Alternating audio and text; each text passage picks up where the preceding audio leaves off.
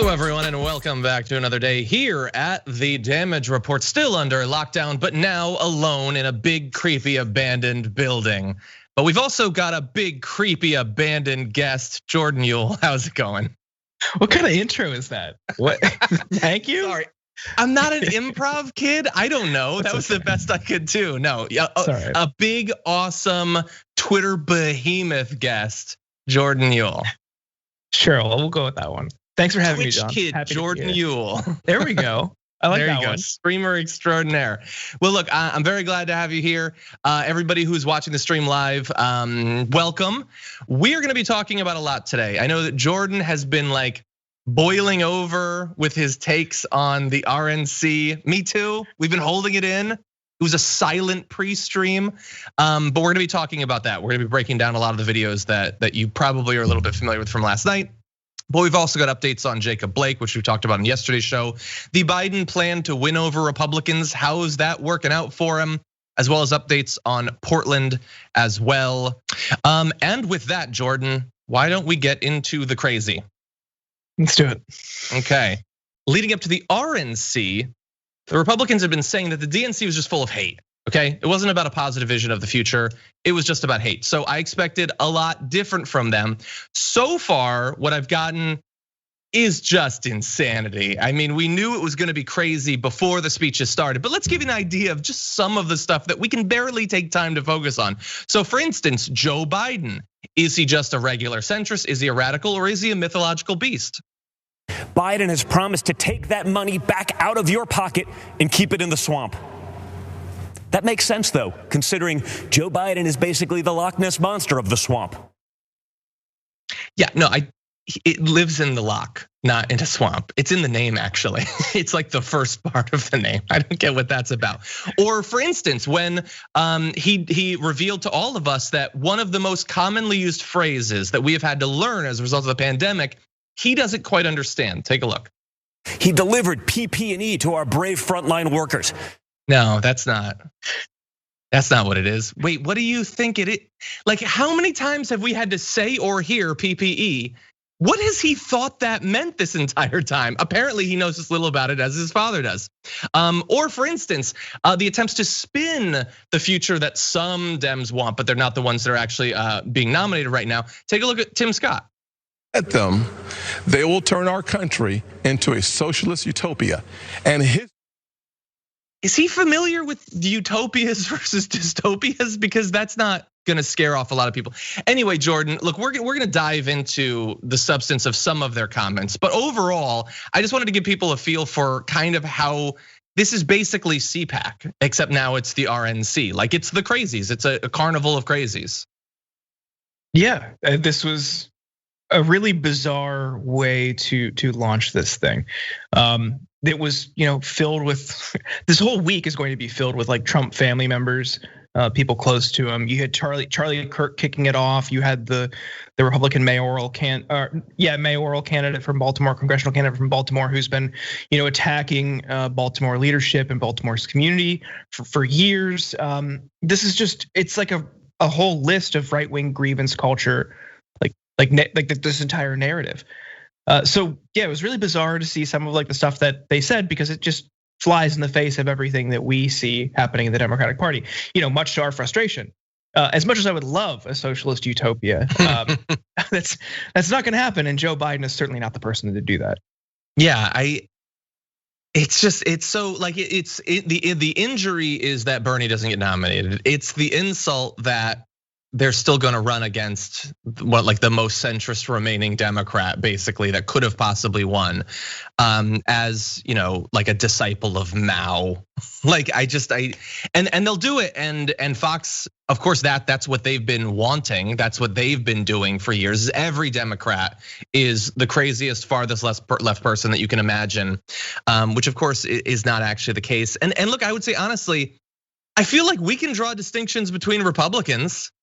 Like, we're capable of doing that. This bias isn't sort of a mirror image or anything like that. They're just crazy. And it's not to say that none of their speeches were a little bit different. Tim Scott in general was different than the others that night. I mean, he was spinning a bunch of BS about what the Republican Party actually wants to do, trying to make it as if the Republican Party has ever cared about the poor. Like, clearly they don't, but he wasn't like getting right up to the line of spreading QAnon theories or anything like that, whereas most of them were. And so we're gonna delve into a few of these areas, but like Don Jr. there, the hashtag cocaine trended on Twitter afterward. That's not a good start to your convention when people aren't exactly sure if the president's son, who by the way shouldn't be there anyway, like he has worked at his dad's real estate company. That's who he is, and he's giving speeches about the future of American foreign policy and stuff like that. Anyway, I don't know what I expected, but it was a weird one. It was a weird one. And with that, why don't we launch into the next area of this? So Kimberly Guilfoyle, formerly of Fox, formerly dating Gavin Newsom, has changed a bit over the past few years. She wants you to believe that if Joe Biden gets elected, this will not simply be a Democratic president once again. It won't just be a sort of red commie thing. It is going to be totalitarianism. Take a look. They want to destroy this country and everything that we have fought for and hold dear. They want to steal your liberty, your freedom.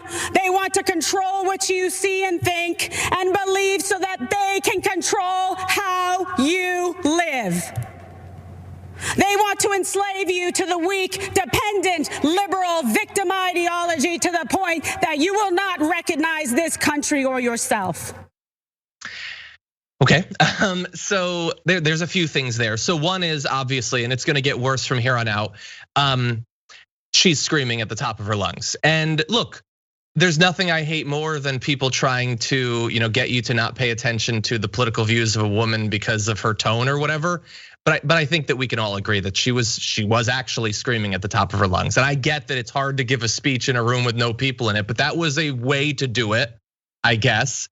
And there she says that the Dems want to control everything that you see and hear. Okay, so I guess this is cancel culture as the genesis for all of your political views. I don't know. And that they want to enslave you to the weak, enslave you to, I don't know. I don't think that Joe Biden wants to enslave us. I'm not a fan of his. He wasn't my pick, but I don't think that he's Kim Jong-un. I don't think that that's the political approach that he's gonna have. No, and so much of this is built around like scare tactics. Like they want, and this is like, there's so much overlap in the rhetoric here that you would see on Fox. So much of it is built on this like sensationalized fear mongering about, as we saw, different themes of like, militant Black Lives Matter groups and Marxism and all of these scary things that the right wing apparatus has been fear mongering for decades. So now we're seeing this play out at the RNC, and this happens every time, but this one felt like much different. Maybe it was the empty room, just screaming in the empty room with the echo ricocheting off the pillars and reverberating back into the mic. I don't know what it was about the aesthetic or something, but like this felt different than any other RNC, especially in terms of the fear mongering and the scare mongering. None of these things are going to happen. Like nothing. Joe Biden himself has literally said, again, to our frustration, nothing will fundamentally change. Mm-hmm. So they're still going out there. Yeah, I wish he hadn't, but he did. And this is what now you're trying to go out there and say he's going to instill totalitarianism and we're going to be slaves to the weak, whatever that means. And maybe they mean like just to beholden to this type of like SJW mindset that they think keeps people suppressed. But it's nothing really will change, sadly. No, he's already prepping to do like oh no, we've got deficits, we can't pass anything big. Like it's what are you talking about totalitarianism? It's just such she and people are correcting me. She was married to Gavin Newsom. Totally true. And she knows that she's lying. She 100% knows that she's lying. This is what she said to do well on Fox, and I'm sure that being involved with Don Trump Jr. is another. Like, does she want to run for Senate someday? Like, all of this feels so obviously mechanical. You can watch interviews with her from like 12 years ago where she was so reasonable. Like, and now California's like a Mad Max Thunderdome at state level. It's nonsense, and obviously internally not consistent. So which is it? Is it that the Democrats now control everything that you get to see and everything you get to hear, and the mob's coming for you, and they're about to take you, or that they have a victim complex? Not you, not the person who can't see or think or hear anything that you want anymore. It's the others that have the victim complex. When all of this, as you point out, is just scaremongering. It's telling their audience, you're probably pretty scared, and that's good, but you should be more scared because they are coming for you. Black mobs armed with rifles are coming for your kids, and they've got their wops, and they're gonna try to make your daughters into sluts. That's their whole thing. And at the same time, the libs have a victim complex. Jesus. Anyway, it's not just Guilfoyle though. On this idea that Joe Biden is a totalitarian communist. It wasn't just insinuation. It was pretty explicit in the remarks of Maximo Alvarez, the founder of a gasoline distribution company. Speaking to you today because I have seen people like this before. I've seen movements like this before. I've seen ideas like this before. And I am here to tell you, we cannot let them take over our country. I heard the promises of Fidel Castro, and I can never forget all those who grew up around me, who look like me, who suffered and starved and died because they believed those empty promises. Okay, so yeah, look, the guy's obviously like tearing up. I'm a big softy leftist, so I feel empathy for people. Terrible what he had to go through, or the version that he remembers that he had to go through. It's Joe Biden, man. It's Joe Biden. When it was Joe Biden and eventually picked Kamala Harris, there were articles about how Wall Street was cheering for this. From people on Wall Street, they wanted you to know how happy they were that they dodged a couple bullets and they got Joe Biden and Kamala Harris. And now it's explicitly Fidel Castro reincarnated in Joe Biden's body. That's what they want us to believe. Yeah, and I can't help but think back to the primary. When Bernie's comments on literacy programs in Cuba was used as a cudgel by people like Joe Biden to scare Florida Democrats, to scare Southern Democrats and the Democratic establishment and the media, to say, oh my God, his sympathies with Cuban literacy programs would turn Democratic voters away in the general. We can't have this, they'll call him a socialist. Never mind that Joe Biden and Jill Biden's like one of their great accomplishments during his tenure in the Obama administration was extending an olive branch to Cuba for educational programs. Forget that. Forget that it was an actual plank of the Democratic platform for years. And it just shows how disingenuous this was. Like, I really want to remind people, like the tactics they used, and they tricked people into thinking, oh my God, Bernie's sympathies for Cuban literacy programs are gonna blow up in his face in the general election if he becomes the nominee. And now what happens? Oh, lo and behold, now Joe Biden is the scary Marxist socialist who's going to turn into the next Fidel Castro. Give me a break. People gotta stop taking this seriously. Yeah, and I know that a lot of our audience is probably got to be feeling like they know what I'm gonna say. Yeah. We said at the time when they were saying you can't have Bernie, they're gonna call him a socialist, and we were saying no, they're gonna do that anyway. This is not looking back, and like, oh God, it turns out that was a bad call. No, we were saying at the time, if it's Buttigieg, then it's Buddha Mao. Like, it's gonna be. It doesn't matter who you pick. You can pick Joe Manchin, okay? It's gonna be Kim Jong-un. It doesn't matter who you pick. They only have one gear, and it's red baiting. That's all they have. And we knew it at the time. And they knew it at the time. Nobody on MSNBC or CNN thought, well, if we pick Joe Biden, then Trump will be very reasonable and he will just contrast his record with what Joe wants to do. Nobody actually thought that. they weren't just stupid, they were stupid and dishonest. And unfortunately, we went that direction, okay? Not because the Dems in control were actually worried about that, but because they didn't want Bernie.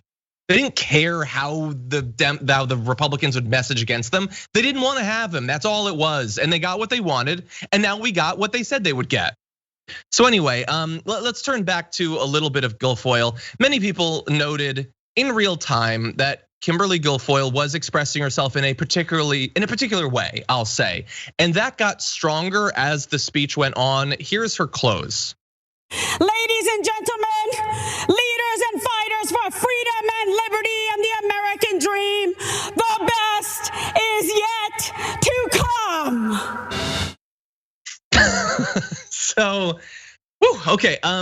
I know that some people are saying they got like vibes of, like somebody's trying out for like the Empire spokesperson in Star Wars or something. Like it always has to be that, or like Mussolini's press secretary or something. I personally was getting strong Galadriel vibes of all shall love me and despair. That's definitely what I was getting. And look, people get to be energetic, and if there was a crowd, maybe it would have felt appropriate. Maybe she was picturing a raucous crowd, and so it seemed context appropriate. But it just, I don't know. For a regular person, like Jordan, you're not a regular person. I'm not a regular person. We dwell neck deep in politics. For a regular person, does that win them over if they're not sure who they want to support? I can't imagine that would be the needle mover, but one thing like we talked about earlier, the echo in the room because it was empty is very funny and created a weird aesthetic, but also just the overall tone and tenor. Talking just like screaming the best is yet to come in the middle of a moment where half the country's out of work for so many people, and it's just the job loss doesn't discriminate based on political party. So when you see this, if you're watching at home and you're out of work, you might not have health insurance, you might be unable to pay your rent or your mortgage payment, which a third of the country that's their situation right now. When you have someone like this who's close to the president and a family of alleged billionaires and has been in elite circles for years telling you the best is yet to come, why would you believe that? And I would hope that most people see through this, because they're just voting. If they support this, they're just voting against their best interests. But like, who buys into that right now? What it just shows that this is like, they really haven't given much thought. They also probably don't want to acknowledge the reality of the situation in these speeches, which we saw people talking about economic successes and gains over the past few years without acknowledging that it had been pretty much wiped out by the pandemic. And there was some, I forget exactly who it was, some RNC representative or something was like, you know what? I think people in this election are going to ask themselves, are they doing better as of January than they were 4 years ago? No, that doesn't work. We're not in January. We're in the now times and they're dark times. And I think that people know that. And that's why I wanted to cover this. Not just because it's kind of funny and it'll get funnier in a moment, but it's, we see what they're screaming about, but what are they quiet about? They're quiet about the pandemic. They'll talk about right to choose and they'll bring up that woman who said that her life was saved by Donald Trump making some change. But then it turns out that she's actually, like, you can see tweets of her thanking him for it. It was months before it passed. And then it turns out that it wouldn't actually help her anyway. And the whole thing's so suspicious. But they don't talk about the death toll. They don't talk about all who have needlessly died. They try to present Donald Trump as some sort of forceful leader by saying again, maybe the 1,000th time will stick, that he restricted some of the travel from China after the disease was already running rampant invisibly across America. That to me doesn't scream giant leader, but maybe for some people it will. So yeah, they screamed about cancel culture and fascism and the immigrants and the mobs and all of that. But they were quiet, I think, about a lot of the things that are actually in people's minds that are going to determine, if they're not strictly partisan, who they're going to vote for. I don't know. We'll see. I know. I just want to quickly play this. It's a dark time. If we can get a little bit of fun out of things, let's do it. So take a look at what an individual named Dion posted online. Ladies and gentlemen, leaders and fighters of the American dream, the best is yet to come. It's a Savine. His was great. Get this guy a spokesman job. He really sold that smile. I really believe that the best is yet to come when he said it. So that's the Guilfoyle challenge. Everybody post your takes, do your best. It's hard to match Dion there. That was anyway. Nice. Yeah, no, he did a good job. He did a good job. We need to talk about a relatively new show called the Republic, or UNFTR. As a Young Turks fan, you already know that the government, the media, and corporations are constantly peddling lies that serve the interests of the rich and powerful. But now there's a podcast dedicated to unraveling those lies, debunking the conventional wisdom. In each episode of the Republic, or UNFTR, the host delves into a different historical episode or topic that's generally misunderstood or purposely obfuscated by the so-called powers that be, featuring in-depth research, razor-sharp commentary, and just the right amount of vulgarity. The UNFTR podcast takes a sledgehammer to what you thought you knew about some of the nation's most sacred historical cows. But don't just take my word for it. The New York Times described UNFTR as consistently compelling and educational, aiming to challenge conventional wisdom and upend the historical narratives that were taught in school. For as the great philosopher Yoda once put it, you must unlearn what you have learned. And that's true whether you're in Jedi training or you're uprooting and exposing all the propaganda and disinformation you've been fed over the course of your lifetime. So search for UNFTR in your podcast app today and get ready to get informed, angered, and entertained all at the same time.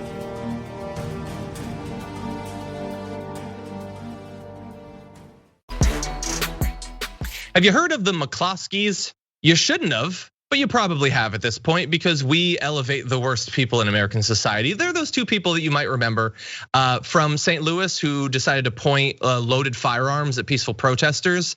And rather than that ending up with them being shamed and scorned by America, they're now celebrities on the right. So they were speaking at the RNC. Really, it's not an onion thing. Take a look. The Marxist liberal activist leading the mob to our neighborhood stood outside our home with a bullhorn screaming, "You can't stop the revolution." Just weeks later, that same Marxist activist won the Democrat nomination to hold a seat in the US House of Representatives. In the city of St. Louis, that's the same as winning the general election. That Marxist revolutionary is now going to be the Congresswoman from the 1st District of Missouri. These radicals are not content with marching in the streets. They want to walk the halls of Congress. They want to take over. They want power. Okay, I can't imagine a person less deserving of this ridiculous fear-mongering than Cori Bush. I don't. Jordan, I know you're familiar with Cori Bush. Like, could we be any luckier than if we had 100, nay 1,000 Cori Bushes running for office all across the country? Instead, he thinks she is so on her face terrifying that not only should we be worried about her holding office, but we should indeed wield firearms to herald her coming. Yeah, as you said, we would be so lucky to have more Cori Bushes running for office. She's a single mom, she's a community activist, she's a nurse, she's a faith leader. I mean, what more could you ask for on the progressive left? And she embraces a progressive policy platform. And she defeated Lacey Clay, who was an old money corporate Democrat in St. Louis, who's done pretty much nothing for the area. And she unseated him. That was fantastic, huge win. And he's, I think that the comment from him was actually like, really hypes her up and makes her sound even more badass. But that's it's bizarre to see that guy and his wife in the RNC talking about, which I think we will get to later, single family zoning laws, which are effectively new redlining. Exactly. So yeah, I know that like a lot of people join politics, like every month, new people are starting to pay attention to politics, and that's good, because maybe they watch TDR. That's great. And so, but you might think, oh, this is how it's always been. I don't think so. I don't think people like the McCloskeys, who are literally, you only know about them because they waved firearms at people that were marching way over there and not threatening them, pointed guns at them, and they've been charged with unlawful use of a gun.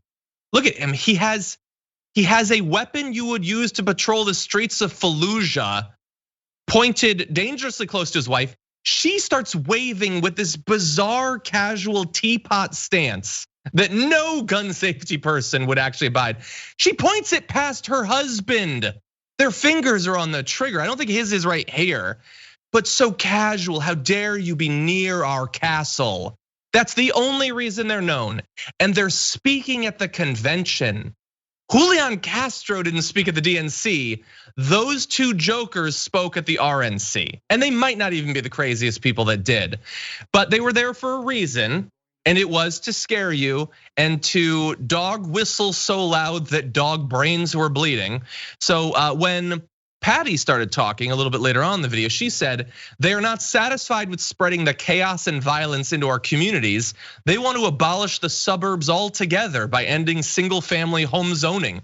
This forced rezoning would bring crime, lawlessness, and low quality apartments into thriving suburban neighborhoods. President Trump smartly ended this government outreach, but Joe Biden wants to bring it back. These are the policies that are coming to a neighborhood near you. So make no mistake, no matter where you live, your family will not be safe in the radical Democrats' America. So we're gonna engage with the substance of that in 1 second. Just briefly, let's acknowledge that they're talking about the threat to suburbs. Would you like to see a picture of the inside of their home? Let's bring this up. You know, suburbs. Is that in Rome? Is that an ancient Roman temple? I don't know, but it's the suburbs. And the only thing funnier than that is they don't actually live in the suburbs. They live in St. Louis. And they initially were talking about how St. Louis was so chaotic. But now the messaging that the right wants is the suburbs are being threatened by this mob. This mob is coming for the suburbs, and they want to bring low-income housing to the suburbs. So these jokers don't even live in the suburbs, but they're game, and they've adapted their narrative to fit it. They're gonna pretend they don't even live in St. Louis now, in a literal castle. And so, yeah, no, it's just your poor suburban women better watch out because this mob is coming for you. Anyway, Jordan, I know that you have thoughts. Yeah, I mean, it doesn't matter if they live in the suburbs because the subtext was they're coming for white people, and this feeds into the Great Replacement theory. This conspiracy theory. This is like rooted in racism and white nationalism, and this these housing policies again are effectively just new, like a new redlining. This is just a way they can get around explicitly denying loans to black lenders. This is or recipients. So this is just a way that they could say, oh, well, this is only for single family homes, this is only for homeowners and stuff like that, which, as if someone was a victim of redlining and systemic effects of it for decades and how that impacts education systems and income inequality and all these other disparities, those people are more likely to be in an apartment complex or sharing apartments across multiple families to make it more affordable and accessible. By doing this is they're trying to insulate themselves from diversified communities. They want a segregated society, and this is what the subtext of this was. It was look at these black people coming to our neighborhood. We have to protect ourselves. This could happen to you. And it speaks to this type of fear in right-wing white Americans across the country that it used to be just like, oh, they're destroying the cities, but now Antifa and Black Lives Matter and Marxists, they're gonna come to our house in the suburbs next, and they're gonna come for you. Never mind that this is just a protest walking past their house. Forget that. It's just they've constructed this and fabricated this narrative to cater to white fright.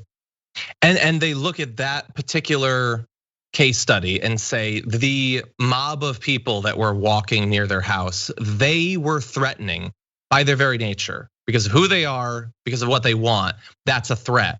The pointing guns at them, that's not a threat. That's totally appropriate.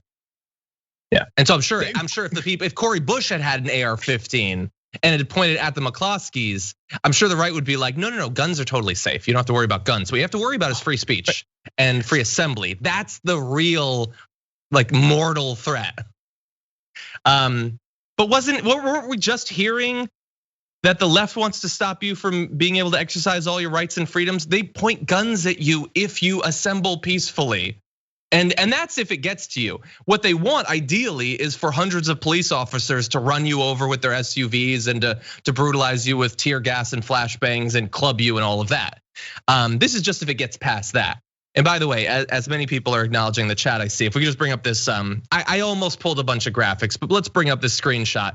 This couple apparently has a massive history of frivolous lawsuits. I mean, trying to ban people from moving in their neighborhood when it was a gay couple. They launched a lawsuit against somebody who like sold them a German Shepherd. They have sued everybody, but we know the right hates frivolous lawsuits.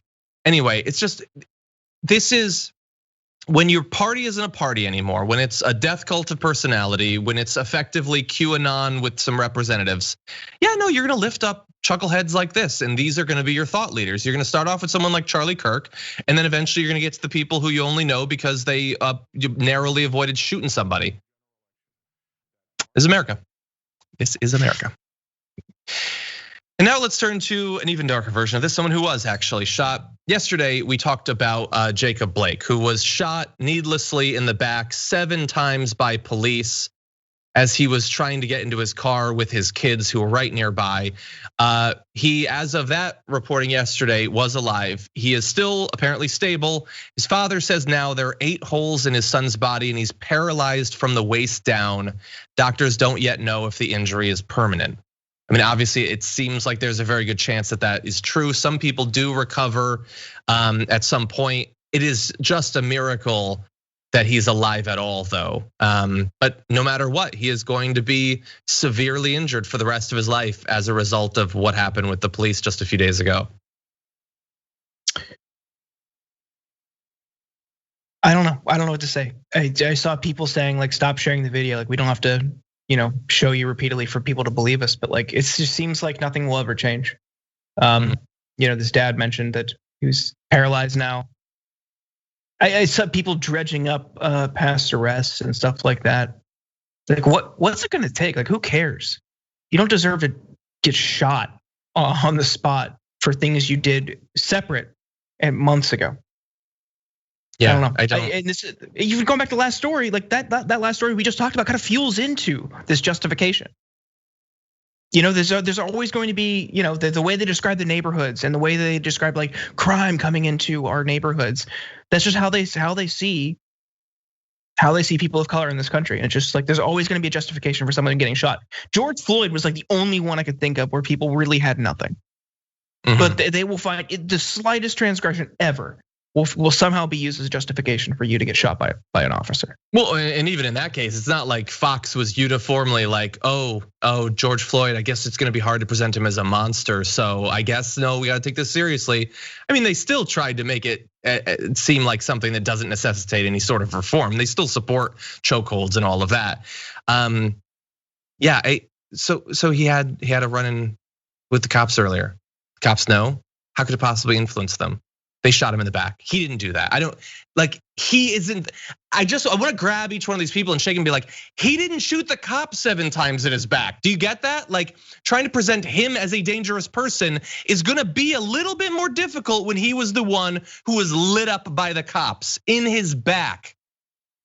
But again, like you said, it just doesn't seem like it's ever gonna change. And how many of these stories have we talked about, not just over the years, but literally during these protests? The entire country, for the first time in a half century, is really thinking about this thing and focusing on it. And it has seemed to barely, if at all, have cut down on the number of needless deaths. There are still cops who are just waiting for their opportunity to gun someone down, despite all this national conversation and the focus and all of that. And so it doesn't seem to have affected the cops. And in terms of affecting the prospects for some sort of reform, well, we're a day into the RNC and we've had months of Donald Trump. He could have said something. Are they gonna do anything? Are they gonna do literally anything? No, because they don't think that any reform is needed. You could have a Jacob Blake every day. You could have a George Floyd every week. And you indeed do. And it doesn't matter to them. They don't believe that any change is necessary. And it's fundamentally because they're not the party of Jacob Blake or of George Floyd. They're the party of Patty McCloskey and her husband. And they know that the cops are not routinely shooting in the back rich white people. That's pretty rare. And so if a few people have to die, it's not my people. That's really what they think. I want security. I want my suburbs or my castle in St. Louis to be secure. And if that means we need a fascist police force and border security and ICE and all of that, constantly like violating people's rights and sexually assaulting them and brutalizing them and murdering them, it doesn't affect me at all. That is how they're able to maintain this, and that's how they're able to ward off any sort of reform. And so Jacob Blake, thankfully, he was one of the rare instances where the person has thus far survived. But what about the next person? I don't know the next person's name. I don't know what city they're gonna be in, but there's gonna be one in a couple days. There's definitely gonna be one in a week. And it's not gonna be any more likely to spur any sort of change than the 1 or the 10 or the 100 or the 1,000 that came before it. Yeah, I mean, this speaks to something that I've been frustrated with, and I know a lot of other progressives have been frustrated with, and it's the Democratic Party's just failure to meet this moment. I mean, you've got activists across the country rising up and organizing around this, talking about it and demanding, like, no, look, we want an end to this. This is once and for all. We want an end to this. And one of those policy solutions was defunding the police, stopping the militarization of police. And it just seems like the Biden campaign just can't even commit to that. And they, when recently presented with it, Biden was like, no, I don't want to do that. I don't want to defund the police. He was like accused of or asked about defunding the police. No, I don't want to do that. Trump wants to do that. Trump wants to defund the police. And it's just like, dude, how do you go to the right of Trump on this issue? Like, this is just such, like, how do you not think that through? That's such an easy answer. But it's just like, this is what they're trying to do. They're trying to cater to moderates and they're trying to cater to the right for votes. And this leaves, the people who are victims of this in the crosshairs. And painting Black Lives Matter on the street and doing nothing isn't going to solve the problem. It was rich to see Muriel Bowser, who, in front of Black Lives Matter, painted on 16th Avenue, talking about that, the federal agents tear gassing and beating protesters in Lafayette Park, when her own police department was there doing it too. Like, this isn't just a Trump thing. And de Blasio painting Black Lives Matter in front of Trump Tower. This is not a Trump thing. De Blasio presides over the NYPD, which hit people with their cars, and have since said, it was self-defense and they should have gotten out of the way. You are directly in charge of the people who are the problem. Do something about it. And when people painted on the street after Black Lives Matter, defund the police, she had them paint over it. She had the city paint over it. So it's all an aesthetic. It's all performative, completely hollow. Yeah, de Blasio's been so pathetic on this. I just want to read one more graphic, just because, like, sometimes so much is normalized. So much is normalized that shouldn't be normalized. So the Kenosha County District Attorney, Michael Gravely, is investigating the shooting. And I'm gonna jump into this next graphic because Gravely says, we're asked to make 2 determinations, but I'm only gonna read the first. 1, did any officer in this case commit any crimes? That's all I gotta say. You wanna know what's been normalized? You've seen the video. It's an open question as to whether a crime was even committed. Because maybe it wasn't. You know what? Maybe the law is set up in a way that you can run up on someone's back and unload your gun into their back for no reason, paralyze them, come damn close to killing them. And maybe it's not actually illegal. Maybe it's totally fine. Maybe they're gonna be okay. And almost certainly they will be. How pathetic. A country, like, imagine going to the citizens of other countries and showing them the video and saying, hey, we're looking into this. Maybe it's illegal, but probably not. How pathetic. How pathetic. Joe Biden's strategy is something we've talked about it quite a bit. One aspect I'd like to focus on, though, was pretty clear with the DNC, and that was that this is not designed to get people like me or our guest Jordan, us lefties, to really be all that enthusiastic. There wasn't really anything for us, but there was a lot of Republicans, and so it seems fair to say that they think that their path to victory is getting Republicans to vote for them. Okay, well, we're going to talk about whether we think that that's a good goal, but is it a realistic goal? I don't know, because the new CBS News poll shows this. Let's bring this up. Republicans, they voting for Biden? Well, 5% of them plan to. 5%. Notably, 2 percentage points higher only than the Dems that are going to vote for Trump. And for context, as Waleed Shahid pointed out on Twitter, right now that 5% that he's getting is lower than the 8% of Republicans who voted for Obama in 2008, 6% who voted for Obama in 2012, and 7% who voted for Hillary Clinton, the person that Republicans hate more than anyone else in the known galaxy. And yet Joe Biden is at 5%. So let's take stock, Jordan. Is this looking like a good strategy? So based solely on this poll, no. I mean, this is a 2% net for Joe Biden. That is pretty insignificant in the grand scheme of things. So granted, this is I assume a national poll, and really it's going to boil down to what's going to happen in states like Michigan, Pennsylvania, Florida, North Carolina, the key swing states.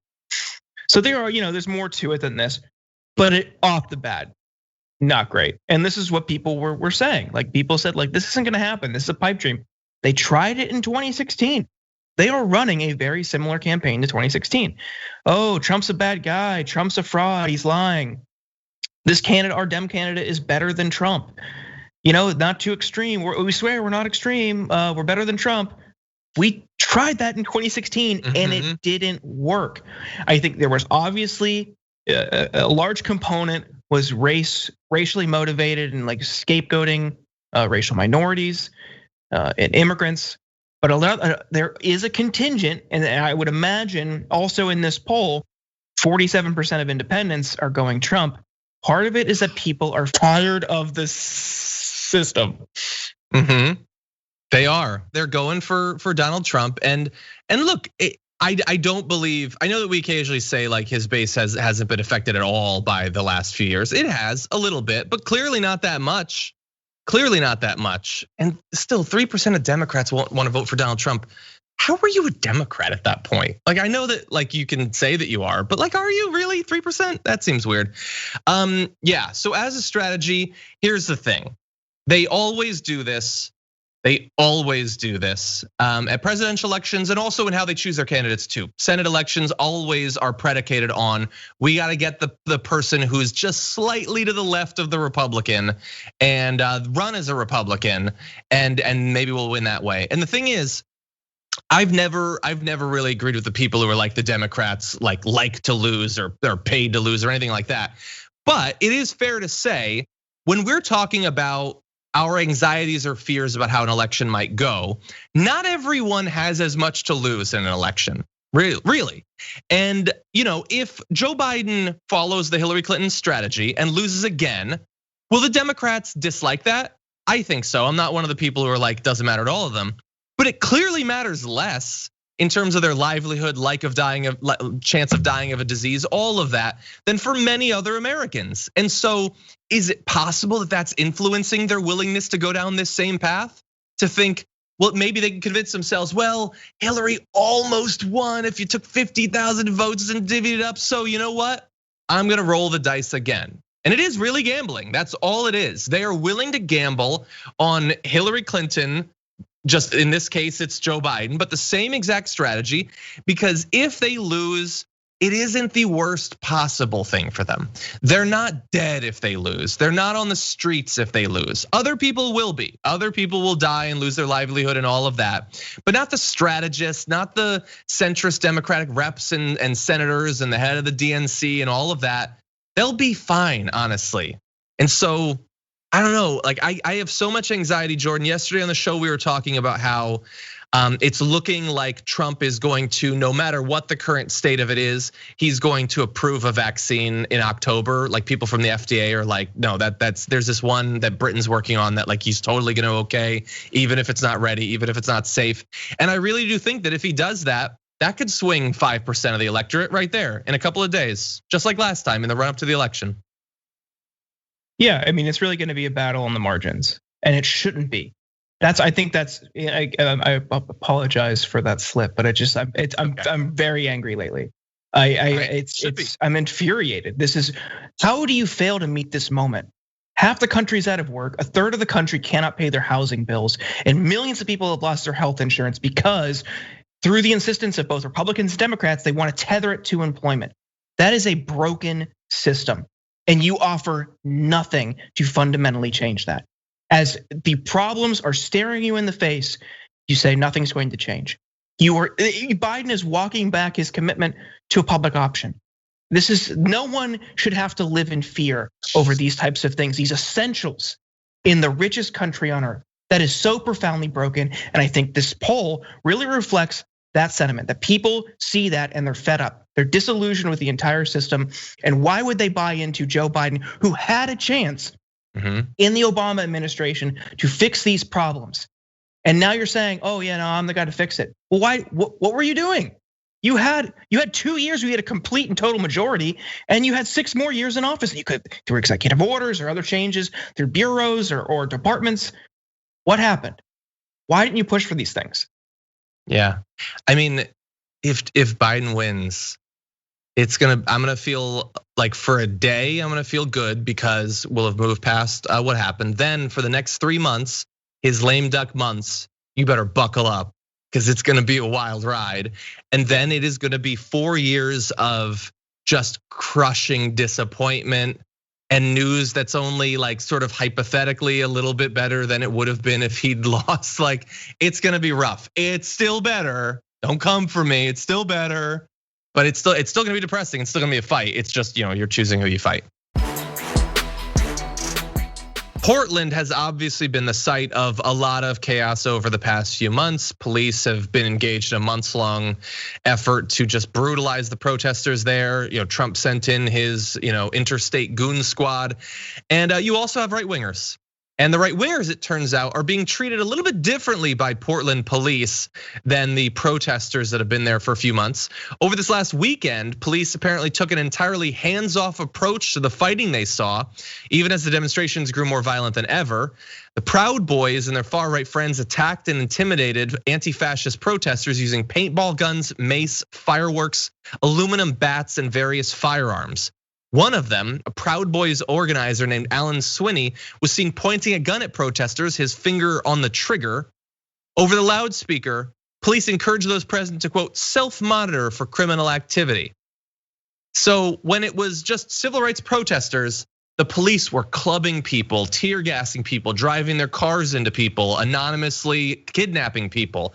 As soon as the right-wing thugs come and start attacking people, suddenly the cops just kind of want to watch. They want to stand back and see how it goes. They certainly don't want to lock up any of these right wingers. I know that for Portland, this isn't a new thing, Jordan, but I am very worried about what could end up happening, what the cops will stand by and allow to happen.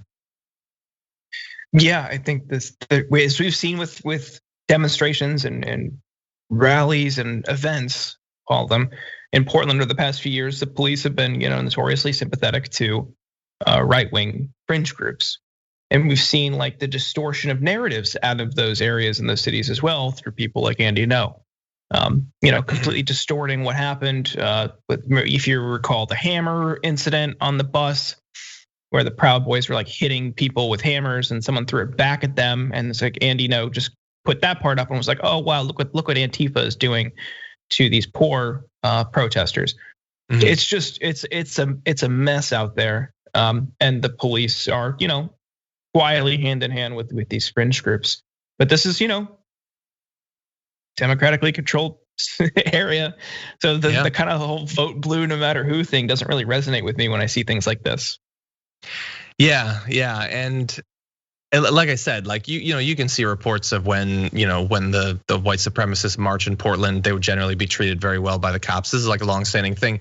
But think about it too, like let's acknowledge that this strategy of the cops, their ideological approach to different groups is also like arguably kind of suicidal. Because like those right wingers, I want to tell the cops, do you get that they kill cops? That they ambush and kill cops? Like they've already killed multiple cops during these protesters. Not Antifa. I don't care what Jeanine Pirro says. It doesn't actually happen. But right wingers are killing protesters and they are killing cops. You're protecting them today. They might be ambushing you tomorrow. Like those Boogaloo boys, you think that like, oh, we're cool because like we kind of have the same political objectives. No, their political objectives involve you possibly being shot in the head. But the cops feel such an affinity that they'll ignore all of that and just believe the BS that's been said about Antifa. It's just like, I feel bad for those cops. Like I know some have been brainwashed, some are probably more conscious of what's going on, but they're protecting people that would be perfectly fine with seeing many of them end up dead if that escalates us into the race war that they want and all of that. It's just let's turn to another aspect on this story. Because this is crazy. When I saw this, I didn't believe it. But so we've been talking for a long time about how obviously they've been tear gassing people. Portland, the protesters have been tear gassed for literally months at this point. Do you know how bad it's gotten? The amount of caustic gas, reportedly the variant known as CS gas, which one Portland police official insisted was different than tear gas, sprayed in downtown Portland, has basically coated the sidewalks and drains of the city since May 25th. So for months, it's been so much that among local watchdog agencies, including those who oversee Portland's water infrastructure, they're worried about the effect of pollution from the constant gassing. And it appears that little is publicly known about the environmental effects of the chemicals in the tear gas itself. But the Oregon DEQ is, they're saying that they're worried about lead, copper, barium, zinc, and a number of other chemicals as well. Like that's how bad it's gotten. That the weapons they're using against these protesters are possibly so prevalent now that it can be contaminating Portland's water supply. But are we gonna learn anything from this? Doesn't seem like it, not after the past few months. No, I mean this really shows to the length of militarization of police in America. Like not only are they just beating protesters to a pulp, like not only are they assaulting them and suppressing their rights. It's now the weapons that they're using, which you could make a case is just violates different international conventions on human rights, are now also polluting the environment. It's just like, at what point does someone say, "Oh, hey, maybe we've gone too far"? Maybe when we've got police and military surplus gear and spraying protesters with chemicals, and now we're polluting the environment. Maybe now we've gone too far. But again, this is just the relationship between local governments and political leaders on both parties with the police is a corrupt one. There is no real accountability, and this is going to continue if nothing changes. And sadly, I don't think anything will soon. Yeah, I mean, we've been through how many months now of these protests? And there's been a couple of cities maybe that have made minor little changes, like New York City again supposedly banned chokeholds. Yeah, right. And that's it. Like that's it. Like we're supposed to be a democracy, hypothetically. Like we tell ourselves that to feel better about ourselves. You can have nationwide protests for months and nothing will come of it. No change, not even the most minor. Not even just, hey, could you stop murdering as many people? Like you could still murder some people, but even less people. Could you just less? No. Literally nothing. And this is supposed to be such a democracy that we're not supposed to complain about anything. We're so exceptional. We're so amazing. We shouldn't even criticize anyway. So yeah. Very excited to welcome back to the program once again the co-founder and executive director of the Sunrise Movement, Varshini Prakash. Welcome back to the show. Hey, John. Thank you for having me. Always glad to have you here for all of the reasons that I just listed in that intro. But today we have a special reason. You're here because this book is available today, Winning the Green New Deal, Why We Must, How We Can. I just got my copy yesterday, so I'm very excited, and it's available so people can get their copies. And so I wanna jump into this. It's a pandemic. Now I assume you started working on the book before that, but this is a difficult time to really accomplish much of anything. And you already had a lot on your plate. So tell me about the making the decision to write this book with so many other awesome activists and writers and thinkers and policymakers. Yeah, well, the decision to write this book, or at least, it being a labor of love with many people who contributed to it, happened far before we had any idea of what the year 2020 would be like. But we are thrilled to present it to the world regardless. It launches today, and it's filled with essays by some of the, I would say, greatest minds of the decade on this subject, right? Many of the people who you've also talked to, John. We have folks like Naomi Klein and Rihanna Gunn-Wright, who writes this awesome policy section on the Green New Deal. Reverend Willie Barber, Alex Rojas, and Waleed Shahid from Justice Democrats. It kind of goes through the roadmap of, how did we get to the problems that we have today? And we have people like Kate Aronoff and David Wallace Wells kind of talk us through that piece of it. And then we talk a lot about, what is the theory of change and how do we actually build the people power and political power and shift the entire context that we are organizing in the United States and beyond to pass a Green New Deal. So we really see it as kind of the roadmap for this moment. And right now we are in the midst of so many intersecting disasters and crises. Like I feel like it's all come to a head literally this week with the pandemic, with yet another killing of an unarmed Black man in Wisconsin, with these fires that are completely tearing California apart, the storms that are coming to hit the Gulf South, thousands of people in Iowa still reeling from the inland hurricane that devastated communities there. This is a really critical moment to discuss and find a pathway forward for how we can actually connect the climate crisis to economic justice and racial justice. And I think a Green New Deal might be one of the greatest opportunities out of this moment. And of course, I'm predisposed to agree with that. And by the way, I want to let people know that the book is available today. It's also available today on shoptyt.com at 20% off during our back to class promo. So consider that as a place to get it. Nice. And learn a bunch. So you pointed out that when you began the process of putting this together and doing your writing and coordinating with so many other people, we didn't know about the pandemic. Mm-hmm. We also, of course, didn't know how the primary was going to go. Mm-hmm. So talk to me a little bit about that. How does that influence? Obviously, it influences the path forward, but how much really? How significant of a change is this in how the strategy is going to have to be implemented and promoted? Yeah, it's a great question. I mean, look, we endorsed Bernie Sanders in January of this year. I can't even believe we're in the same year still, and we endorsed him because we really felt like he was a movement candidate. Like he was the candidate that was going to create the best political terrain within which we could fight for a Green New Deal. And it wasn't about political saviors or candidates or anything like that. It was about what are the conditions that we need to ultimately create and legislate and govern and pass the most ambitious and just Green New Deal that's possible. We also said when we endorsed Bernie Sanders that regardless of who wins the Democratic nomination, we would support that candidate, and then we would work to hold that candidate accountable to their campaign promises, but also far beyond that should they win in November. And that's exactly what we plan to do with Joe Biden.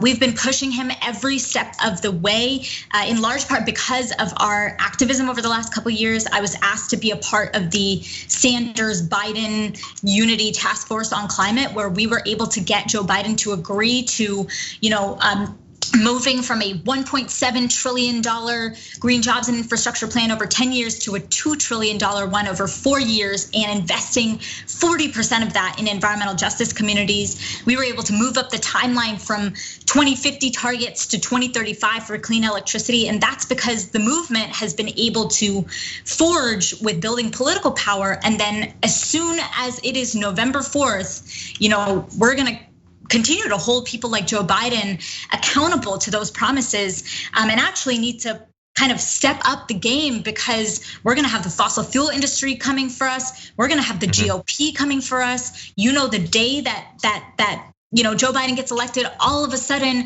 it's gonna be austerity policies and so on and so forth. And we're not, they're gonna say there's no money in the bank. And we've got to make sure that we can answer that. And we've got a movement that can answer that. And we've got insurgent candidates that can answer that as well and work collectively. Yeah, I'm glad. One of the lessons I think a lot of people have learned over the past 10 years is that is coming. And we've already seen, I forget exactly who it was, but in the past week, one of the people in Biden's orbit was saying, well, I don't know, these deficits pretty rough. And if there's something that they're probably not going to be predisposed to prioritize, it's going to be dealing with the climate crisis. So, hopefully you're ready to get in there and shake them into the position they need to be in. So I want to talk a little bit about some of the specifics of the book. So I just got my copy yesterday, so obviously I'm still in the process of reading it, but I jumped immediately to a section that you wrote, and you talked a little bit about when you were a lot younger, Obama was coming into office, and you already cared a lot about the environment, seemingly you did from when you were 1 or 2 years old. And you sort of just assumed, as I think it's fair to say a lot of people did, that he'll do what's right, that we don't need a sustained movement. So you are part of the sustained movement now, and it's been building. There's even a New York Times article about how people prioritizing climate change more. I think I saw that earlier today. Are you at all worried that there might be that same sort of effect if Joe Biden wins, if the big bad orange man goes away? Are some people going to feel like, oh, Biden, he seems nice, he'll just do what's needed? Totally. I mean, that is one of my greatest fears, aside from Donald Trump winning another election, right? We cannot afford to make the same mistake that we made with Obama, which is essentially building this enormous grassroots force to get him elected into office, and then kind of waving them at the door and saying, good luck, you've got this. And I think what we've got to do is I feel a lot of hope in this moment, because I actually think some of the biggest policies and transformational policies that have been passed under really moderate politicians. Like, I don't think that FDR or LBJ or Eisenhower or some of these other presidents were actually as progressive as history remembers them as being. In large part, they passed things like the interstate highway system, or Nixon passing the Clean Air Act and Clean Water Act, because 20 million people were in the streets in 1970 for the first Earth Day, calling on him to do that. And so I think we cannot underestimate the power of organized people. We absolutely cannot underestimate the level of resources, funding, and coordination that our opponents have. And I think the only way that we're actually going to win in this moment is if we build and can bring in as many people as possible who are in the streets, who are voting at the ballot box, who are doing direct action, who are organizing their friends, who are talking to their neighbors, who are signing petitions online, doing all of this in as safe a way as possible and what we can do. But I think that is an essential piece of the puzzle, and the book really dives into, you can have the people power, you can have the protest politics, you can have the grassroots organizing, but if you don't have the political power and you don't have the ability to institutionalize your victories, and you don't have candidates that are actually accountable to you and hold the same values as you will never actually have those ideas see the light of day and be implemented to actually help people. And the same is true. You can't just, I really don't believe in just vote and everything will be okay. You can get people elected into office, but if there aren't movements that are really cultivating the political conditions by which those politicians can act and pass transformative policy, it's all a moot point. So I think you need both of those ingredients at once, and that's kind of been Sunrise's sweet spot. Well, let me ask you sort of a follow-up to that. I hope that Joe Biden does the right thing. He seems to have evolved a little bit on the climate. I doubt it's foremost on his mind.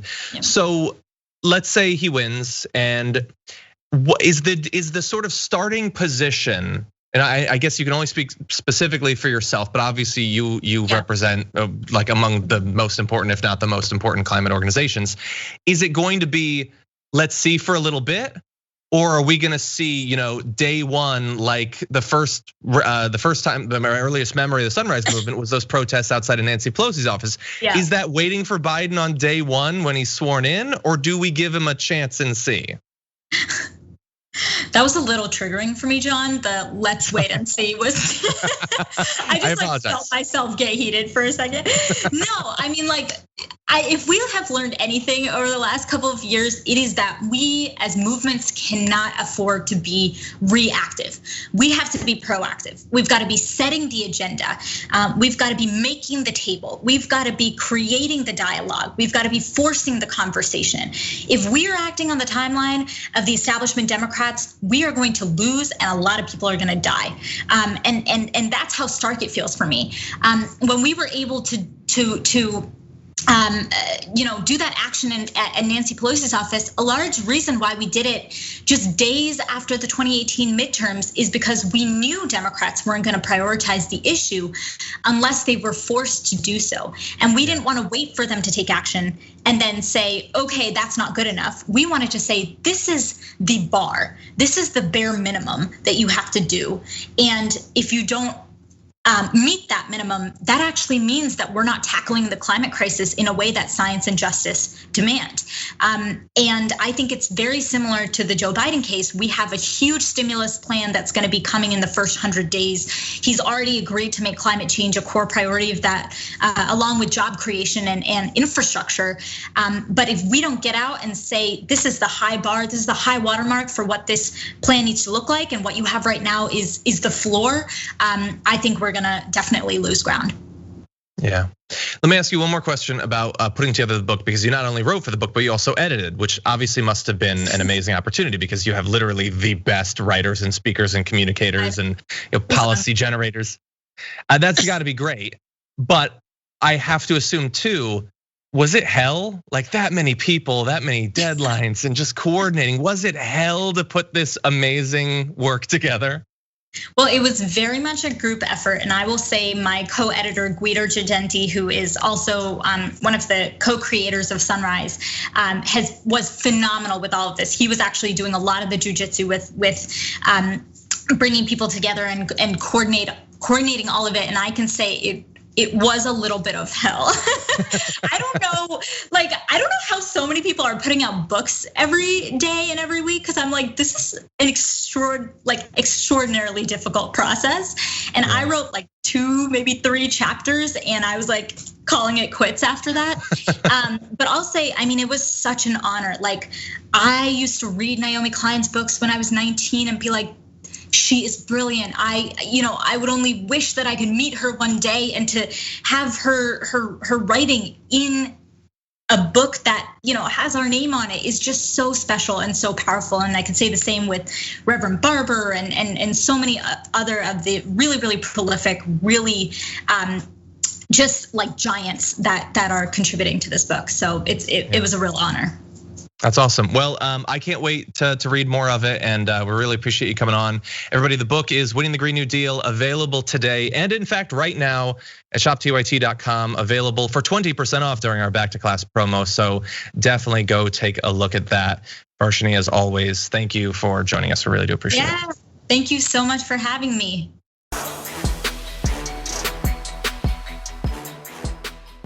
Thanks for listening to the full episode of The Damage Report. Support our work, listen ad-free, access members-only bonus content, and more by subscribing to Apple Podcasts at apple.co/TYT. I'm your host, John Adarola. I'll see you soon.